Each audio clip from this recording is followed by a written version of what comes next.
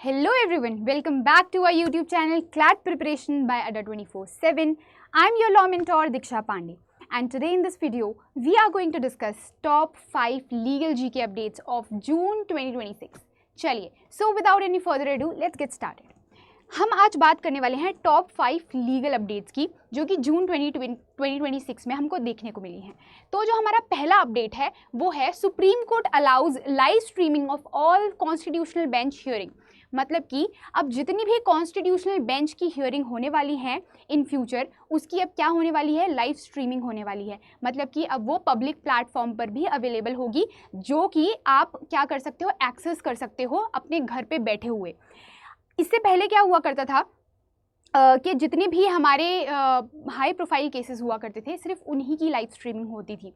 लेकिन अब कोर्ट ने क्या कहा है, सुप्रीम कोर्ट ने ये कहा है कि हमारे जितने भी कॉन्स्टिट्यूशनल बेंच की हियरिंग होंगी अब उन सभी को हम लाइव स्ट्रीम करेंगे ताकि ये पब्लिक को एक्सेसिबल हो और पब्लिक उनको सुन सके। मतलब कि जो भी हमारे आर्ग्यूमेंट्स चल रहे हैं किसी भी कॉन्स्टिट्यूशनल बेंच की किसी भी केस पर, वो सारे के सारे अब पब्लिक डोमेन में हैं, अब पब्लिक उनको एक्सेस कर सकती है। अब हम बात करते हैं कि कॉन्स्टिट्यूशनल बेंच क्या होती है। तो आर्टिकल 145 सब क्लॉज 3 के जो अंडर ये कॉन्स्टिट्यूशन का आर्टिकल है, इस कॉन्स्टिट्यूशन के आर्टिकल के अंडर कॉन्स्टिट्यूशनल बेंच की डेफिनेशन दे रखी है कि 5 या 5 से ज़्यादा जजेस जब किसी भी बेंच को फॉर्म करते हैं और कोई भी हियरिंग करते हैं किसी भी पर्टिकुलर केस पे, तो उसको हम क्या बोलते हैं, उसको कॉन्स्टिट्यूशनल बेंच बोलते हैं। तो मतलब कि 5 या 5 से ज़्यादा जजेस की अगर कोई कॉन्स्टिट्यूशनल बेंच फॉर्म होगी और कोई भी केस उसको हियर कर रही होगी, तो वो अब क्या होने वाला है, लाइव स्ट्रीम होने वाला है। So this is all about our first legal update. अब हम बात करते हैं अपने सेकंड लीगल अपडेट की, जो कि ये बोलता है कि जो हमारी ministry of law and justice है, उन्होंने क्या कर दिया है कि जो हमारा एविडेंस रूल्स है, मतलब हमारा जो एविडेंस एक्ट है उसके अंदर अब क्या एक नई रिजीम लेके आए हैं और ये बोला है कि जितने भी हमारे ऑनलाइन कंटेंट, मतलब ऑनलाइन जितने भी हमारे कंटेंट हैं, चाहे वो AI जनरेटेड कंटेंट हो या फिर वो डीप फेक्स हो या ब्लॉकचेन रिकॉर्ड्स वगैरह हो, अब उनको क्या करेंगे, हम as a digital evidence admit करेंगे in the court of law. मतलब कि अब कोर्ट में क्या होने वाला है, जितने भी डिजिटल एविडेंसेस हैं, चाहे वो AI जनरेटेड कंटेंट हो या कोई डीप फेक वीडियोस हो या ब्लॉकचेन रिकॉर्ड्स वगैरह हो, उन सभी को अब एडमिट किया जाएगा as an evidence in court. All right, उसके बाद ये क्या करेगा, ये साइबर क्राइम्स को रिड्यूस करने में और उनको सॉल्व करने में मदद करने वाला है। डिजिटल फ्रॉड्स जितने भी होते हैं उन सभी में अब क्या ये करने वाला है, एक बहुत बड़ी हेल्प करने वाला है। क्योंकि पहले क्या होता था कि जो एविडेंस एक्ट था हमारा, उसके अंदर हमारे पास जो डिजिटल रिकॉर्ड्स थे वो एडमिट नहीं किए जाते थे कोर्ट में। लेकिन अब क्या कर दिया है, अब जितने भी हमारे डिजिटल रिकॉर्ड्स हैं उनको एडमिट कर लिया जाएगा ताकि केस को क्या कर सके, हम केस को जल्दी से जल्दी सॉल्व कर सकें। ठीक है, क्योंकि अब क्या हो गया है, अब पूरा जो हमारा जो ग्लोबल डिजिटल स्टैंडर्ड है जिसमें हर चीज़ अब क्या हो गई है, हर चीज़ डिजिटलाइज्ड हो गई है। हर चीज़ मतलब बहुत सारे लोग अब डिजिटली हर चीज़ यूज़ कर रहे हैं। आप फ़ोन पे यूज़ करते हो, ठीक है, आप सोशल मीडिया यूज़ करते हो, आप बहुत सारा अपना पर्सनल इन्फॉर्मेशन और कंटेंट सोशल मीडिया पर शेयर करते हो। तो इसमें क्या होता है, यहाँ पर साइबर फ्रॉड्स होने के चांसेस बहुत ज़्यादा हो जाते हैं।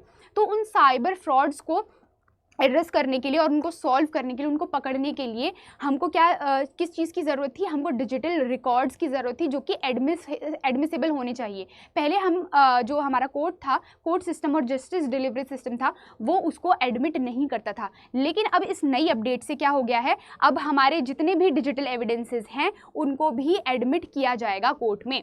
सो this is all about our second update. Let's move to our third update, जो कि ये बात करता है कि जो दिल्ली हाई कोर्ट है उसने ये डिक्लेयर कर दिया है कि जो AI हमारा जितना भी जनरेटेड कंटेंट होगा वो ऑथर की कैटेगरी में नहीं आएगा अंडर कॉपीराइट लॉ। ठीक है, मतलब कि जो हमारा कॉपीराइट लॉ है उसके अंदर ऑथर की जो डेफिनेशन दे रखी है अंडर सेक्शन 2D, जो ऑथर की डेफिनेशन की बात करता है और ये कहता है कि जो ऑथर है उसका मतलब ये होता है कि कोई भी पर्सन जो कि नेचुरल पर्सन होगा, ह्यूमन बीइंग होगा, वही ऑथर की कैटेगरी में फॉल करेगा। मतलब कि आर्टिफिशियल पर्सन जैसे कि AI जनरेटेड कंटेंट है या AI कोई टूल है, तो वो क्या होगा, वो आर्टिफिशियल पर्सन माना जाएगा और वो ऑथर की कैटेगरी में फॉल नहीं करेगा और उसको ऑथरशिप ग्रांट नहीं होगी। मतलब कि जितने भी AI जनरेटेड कंटेंट है, जैसे अगर आप चैट GPT से कोई भी कंटेंट क्रिएट कर रहे हो तो वो क्या होगा, वो आपका कंटेंट वो आपका कंटेंट कॉपीराइट क्लेम आप उस पर नहीं कर सकते हो, वो कॉपीराइटेड नहीं होगा, ठीक है। और जो AI टूल है वो क्या होगा, वो ऑथर की कैटेगरी में फॉल नहीं करेगा, ये दिल्ली हाई कोर्ट ने कहा है। उसके बाद ये जो भी पूरी अपडेट थी उसमें क्या हुआ था, एक केस था जिसके अंदर एक टेक कंपनी थी, उन्होंने एक पोएम को जनरेट किया था और वो AI टूल के मदद से उन्होंने जनरेट की थी वो पोएम, और वो मांग रहे थे उसके ऊपर कॉपीराइट।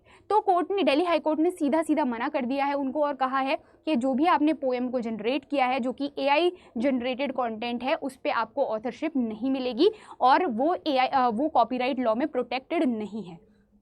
चलिए उसके बाद हम अपने नेक्स्ट अपडेट की बात करते हैं, जो कि ये बोल रहा है कि जो हमारा जो 22nd लॉ कमीशन है उसने क्या कर दिया है, उसने UCC को, मतलब कि यूनिफॉर्म सिविल कोड के एक ड्राफ्ट को तैयार कर लिया है और अब वो ड्राफ्ट क्या हो गया है, अब वो ड्राफ्ट पब्लिक ओपिनियन के लिए, पब्लिक कंसल्टेशन के लिए आ चुका है पब्लिक डोमेन में। अब उसके ऊपर पब्लिक ओपिनियन और पब्लिक कंसल्टेशन ली जाएगी। इस ड्राफ्ट ने क्या किया है, जितने भी रिलीजन बेस्ड पर्सनल लॉज हैं उनको रिप्लेस कर दिया है। मतलब कि पहले जो हिंदू लॉज होते थे, मुस्लिम पर्सनल लॉज थे, हिंदू मैरिज एक्ट है, Hindu adoption and maintenance act है, जो कि सिर्फ एक पर्टिकुलर रिलीजन को ही गवर्न करता था, अब उन सभी रिलीजन बेस्ड पर्सनल लॉज को रिप्लेस करके एक यूनिफॉर्म सिविल लॉ लेके आए हैं जो कि सभी के ऊपर इक्वली एप्लीकेबल होगा इररिस्पेक्टिव ऑफ एनी रिलीजन। मतलब कि अगर कोई हिंदू है या कोई मुस्लिम है, उन सभी के ऊपर एक ही यूनिफॉर्म रूल अप्लाई किया जाएगा। So this is all about uniform civil code. आपको आर्टिकल याद रखना है, आर्टिकल 44 के अंदर, जो आर्टिकल 44 है कॉन्स्टिट्यूशन का, उसके अंडर में UCC के बारे में बताया गया है और ये कहा है कि ये स्टेट की रिस्पॉन्सिबिलिटी है कि वो UCC को क्या करे, इम्प्लीमेंट करे स्टेट्स पर, अपनी टेरिटरीज पर। उसके बाद हमारा जो सबसे लास्ट जो अपडेट होने वाला है वो ये है कि सुप्रीम कोर्ट ने रिजर्वेशन को अपहेल्ड किया है। मतलब जो ट्रांसजेंडर पर्सन है उनको पब्लिक जॉब्स में अब क्या होने वाला है, अब रिजर्वेशन मिलने वाला है। यहाँ पर 1% हॉरिजॉन्टल रिजर्वेशन की बात की गई है। हॉरिजॉन्टल रिजर्वेशन की यहाँ पर बात की गई है, मतलब कि अब जितनी भी पब्लिक जॉब्स होंगी, हर कैटेगरी की पब्लिक जॉब्स में 1% रिजर्वेशन ट्रांसजेंडर पर्सन को दिया जाएगा। और जितनी भी हमारी वर्टिकल रिजर्वेशन है, जैसे SC और STs और OBCs को जो हमको रिजर्वेशन दिया जाता था, उनमें क्या होगा, अब उनमें भी 1% जो हमारी सीट्स हैं वो रिजर्व्ड होंगी ट्रांसजेंडर पर्सन के लिए इन पब्लिक जॉब्स। सो यहाँ पर रिजर्वेशन दिया गया है और ये आर्टिकल 15 को प्रमोट कर रहा है, आर्टिकल 14 को भी, जो इक्वालिटी बिफोर लॉ की बात करता है, उसको भी ये प्रमोट कर रहा है, उसको स्ट्रेंथन कर रहा है। आर्टिकल 15 सब क्लॉज 4 की जब हम बात करते हैं तो उसमें स्टेट के पास ये अथॉरिटी है कि वो कोई एफर्मेटिव एक्शंस ले सकती है for socially and educationally backward classes. तो यहाँ पर इस चीज़ को भी सपोर्ट करते हुए हम ये जितने भी ट्रांसजेंडर पर्सन्स हैं उनको 1% का हॉरिजॉन्टल रिजर्वेशन दिया जाएगा अब से। So this is all about June's legal update.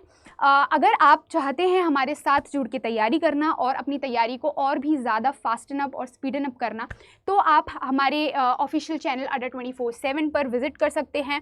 आपको सिर्फ और सिर्फ गूगल करना है अड्डा 24/7, आपको वेबसाइट दिखेगी, उस पर जब आप ऑल कोर्सेज में जाएंगे तो आपको यहाँ पर UG and PG entrance exam का ऑप्शन दिखेगा। वहाँ पर जब आप लॉ एंट्रेंस पे जाएंगे तो आपको ये सारे ही कोर्सेज अवेलेबल होंगे। Alright, CLAT, ALET, AMU, CUET, MHET, जिसकी भी अगर आप तैयारी कर रहे हैं और आप कोर्सेज एक्सप्लोर करना चाहते हैं, so you can explore this courses.